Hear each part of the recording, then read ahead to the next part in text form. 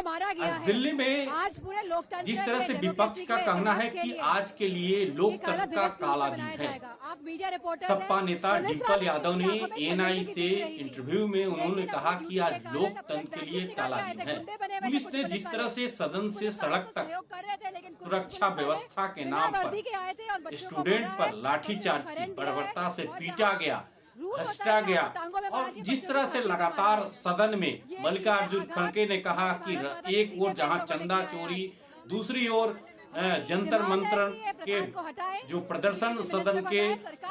सड़क तक मार्च कर रहे थे जो कांग्रेस पार्टी के स्टूडेंट लोग, और जो जिस तरह से मांग था उन लोग का, उसको लेकर जिस तरह से प्रदर्शन किया जा रहा था शांतिपूर्ण, उस पर आंसू के गोले दागे गए, लाठी से पीटा गया, घसीटा गया। जिस तरह से एक लड़की ने बयान दिया कि हम लोग कोरोना काल में अंधभक्ति में घंटी बजाया, लेकिन मोदी कहाँ छिपे हुए हैं। जिस तरह से जब सदन के लोकसभा के बाहर जो स्टूडेंट लोग प्रदर्शन करने के बाद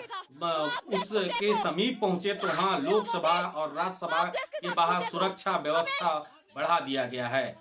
आप देख रहे हैं first report live Hindi, Santosh Kumar, नमस्कार। विस्तार से जानते हैं कि आखिर यह तांडव का रूप क्यों लिया, क्योंकि लगातार 20 दिन से लगातार कांग्रेस पार्टी के द्वारा हंगामा किया जा रहा था, लेकिन शांतिपूर्ण प्रदर्शन, भूख हड़ताल किया जाता था। 18 जुलाई को सोनम वांगचुक को वहां से 30 सेकंड के अंदर एक सिविल ड्रेस में पुलिस पहुंचती है, उसी रात पुलिस कमिश्नर दिल्ली को बदला जाता है और एक्शन, क्योंकि पुलिस कमिश्नर को अपना जो एक तरह से सरकार को दिखाना था कि हमें आप जिम्मेदारी दी हैं, उसको निर्वाह कर रहे हैं। तो उस 30 सेकंड में सोनम वांगचुक को उठाकर अस्पताल में भर्ती कराया जाता है। और ठीक उसके बाद जिस तरह से छात्रों के द्वारा आक्रोश व्यक्त किया गया कि 20 जुलाई को हम लोग सदन जंतर मंतर से लोकसभा मार्च करेंगे, लेकिन आज से मानसून सत्र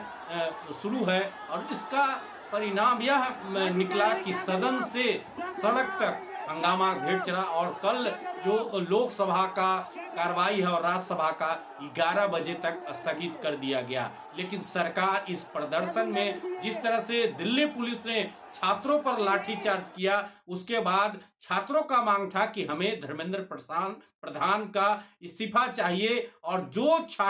जो नीट के छात्र 152 जगह जो नीट में लीक में, उसमें बहुत जगह जो छात्र सुसाइड कर लिए थे, उनके परिवार को 1 करोड़ का मुआवजा, और कई जो तीन मांग था, प्रमुख मांग, जो जेपी नड्डा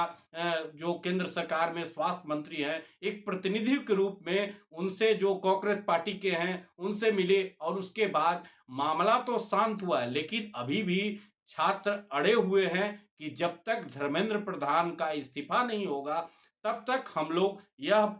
भूख हड़ताल प्रदर्शन, चाहे पुलिस का तांडव जारी, जितना छात्र के ऊपर जुल्म किया जाए, लेकिन हम लोग हटने वाले नहीं हैं। तो एक तरह से दिन का जो चर्चा लाठी के सहारे जो लोकतंत्र को दबाने की कोशिश केंद्र सरकार के द्वारा किया जा रहा है, उसका जवाब जो छात्रों के द्वारा दिया गया, क्योंकि लगातार पानी का बौछार भी मारा गया, आंसू के गोले दागे गए, दौड़ा को घसीट कर पीटा गया। तो एक तरह से सरकार, जिस तरह से विपक्ष का आरोप है, सरकार छात्रों से डरी हुई है, और छात्र के जो मांग है, 3 मांग जो प्रमुख मांग है, नीट पेपर लीक में अच्छे तरीके से जांच हो, तो जो दोषी हैं उन पर कार्रवाई हो, और जो धर्मेंद्र प्रधान शिक्षा मंत्री हैं उनका इस्तीफा हो, और जो मित्र जो नीट परीक्षा के डिप्रेशन के कारण जो छात्र सुसाइड कर लिए हैं, उनको 1 करोड़ का मुआवजा दिया जाए। अब हम इस खबर को जारी रखेंगे, हमारे साथ जुड़े रहें। खबर हमारी कैसी लगी अपने कमेंट बॉक्स में राय जरूर दें। अगर हमारे चैनल पर पहली बार आप आए हैं तो चैनल को सब्सक्राइब करें और सपोर्ट करें।